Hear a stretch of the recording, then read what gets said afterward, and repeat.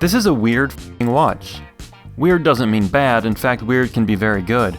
And the reason I wanted to review this watch is to find out if the Doxa Sub 300 Carbon is good weird or just weird. A shout out to my buddy Alex for lending me this watch. Alex is a perfect example of good weird. Doxa is a known name to watch collectors. It was founded in 1889 and has been operational during most of the time since then. Today Doxa is best known for dive watches, which this one certainly is. I went into a lot of detail on the brand and its history in a video I did on the Sub 300 Silver Lung. Go check that out. It's relevant to this watch because just like the Silver Lung, this watch is also a Sub 300. It has the same dimensions and most of the same specs as a traditional Sub 300, but there's one big difference. This one is made of licorice. That's right. This is the first candy-based ISO certified dive watch, and it's delicious. No, fine. No, okay. It's forged carbon. So what the hell is forged carbon, and is licorice involved in any way? Forged carbon is made up of carbon fiber sheets that have been chopped up, put into a mold for forming, and held together with resin. The resin is usually made up of some kind of plastic, and it binds the shredded fibers together when it cures. The result is a product that's super light, pretty scratch resistant, and very strong. Honestly, forged carbon doesn't make a lot of sense for a watch case. The benefits of carbon are its compression and tensile strengths compared to its mass.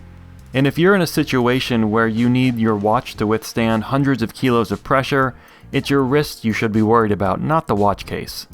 Now, that doesn't mean that forged carbon isn't badass, it most certainly is. But it's not all that functional in this application.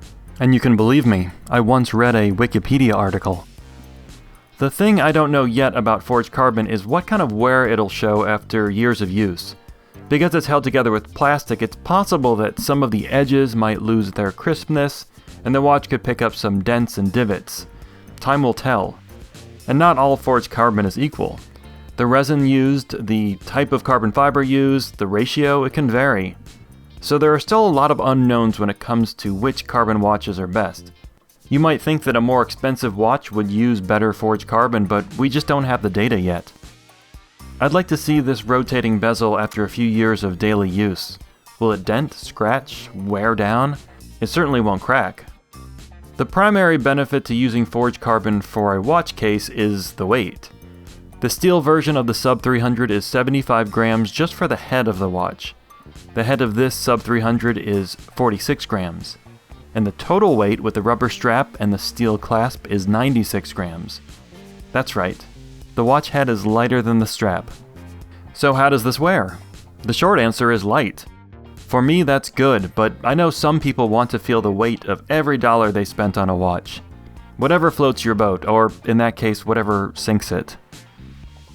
The Sub 300 is 42.5 millimeters across. It's 13 millimeters thick, but only 45 millimeters long.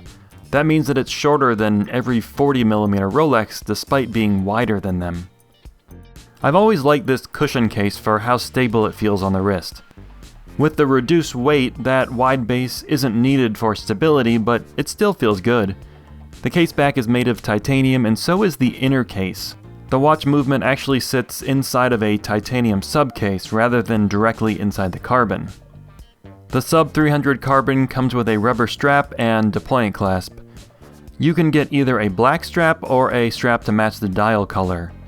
Unfortunately, the strap has to be cut to length, but with these buttons you can adjust the clasp extension without even needing to take the watch off.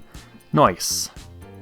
There are 6 dial colors to choose from, and all but the silver and black have 2 strap options, so there are technically 10 variations of this watch. On the steel Sub 300 I prefer the silver dial, but with this dark gray carbon case, I think I prefer either this orange one or the light blue. The professional or the aquamarine as Doxa calls them. Inside the Doxa is an ETA 2824 that's been COSC certified. This means that the movement was individually tested for 15 days, in 5 positions, at 3 different temperatures, and performed better than -4 to +6 seconds per day. It's cool.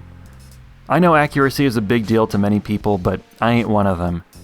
As long as I don't notice my watch gaining or losing time over a day, I don't care. But the more I think about it, the more I like ETA and Sellita movements. They're affordably serviceable and a known quantity. They're kinda perfect. The Doxa Sub 300 Carbon lists for $3,890.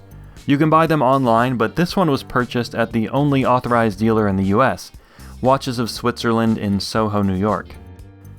Why I call this watch weird is that it's incongruous. It's a strange combination. Here we have the famous Doxa cushion case. It screams 1970s diver. It's Jacques Cousteau doing the hustle on a disco floor. But then, there's this ultra-modern high-tech case material. Forged carbon fiber, like a top-of-the-line 21st century race car. These elements just fit together strangely. I prefer the look of the steel Sub 300. That's my preference. I'm not saying it's better, I just like the look of metal. But this is much more interesting in appearance and from a materials perspective. Carbon is still uncommon in product design, it's novel. And I'd be much more impressed to see this on someone's wrist than I would the steel version, but shit, seeing any Doxa in the wild is a treat. So as to the question, is this Sub 300 Carbon good weird or just weird? I think it's good weird. It's a high-quality timepiece from a storied brand, using a certified movement and with a twist, a forged carbon case. And for under $4,000, that price ain't too bad. Good on Doxa for trying something new. Watch brands often wield the double-edged sword of having a strong legacy. History makes for great marketing, but it can hinder innovation when the market expects the same old greatest hits. The Carbon Sub 300 is an interesting handling of that double-edged sword. Interesting in a good weird way.